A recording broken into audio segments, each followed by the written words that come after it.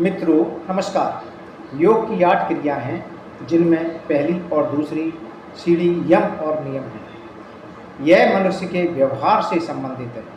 यदि मनुष्य का व्यवहार यथोचित होगा तभी आगे के योग जैसे आसन प्राणायाम आदि लाभ दे सकेंगे। योग में सफलता प्राप्त करने के लिए महर्षियों ने आचरण संबंधी 10 सूत्र बताए, जिनमें 5 सूत्र यम के और 5 सूत्र नियम के हैं।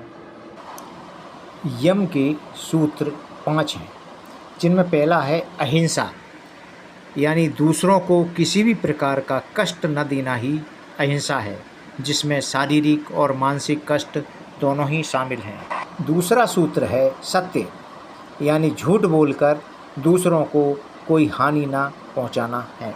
तीसरा सूत्र है अस्तेय, यानी किसी भी व्यक्ति की चोरी बेईमानी न करना।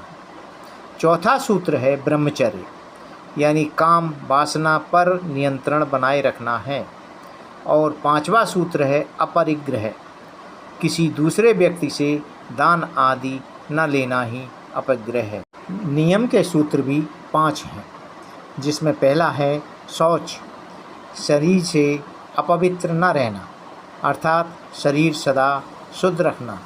दूसरा है संतोष, यानी जो मिल रहा है उसी में संतुष्टि रखना। तीसरा है तप, शरीर को कष्ट सहन करने का अभ्यास कराना। और चौथा है स्वाध्याय, यानी हमेशा ज्ञान की प्राप्ति करते रहना। और 5वां है प्रणिधान, हमेशा ईश्वर के प्रति समर्पित रहना।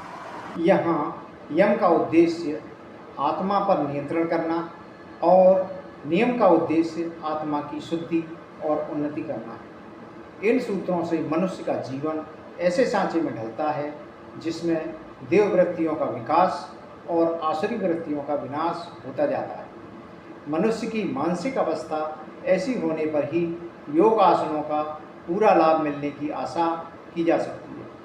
पर इसका अर्थ यह भी नहीं है कि जब तक मानसिक अवस्था ऐसी नहीं होगी तब तक आप योगासन भी नहीं करेंगे। इसके लिए उचित यही है कि आसन आरंभ करने के साथ में यम नियम का अभ्यास भी करते रहें।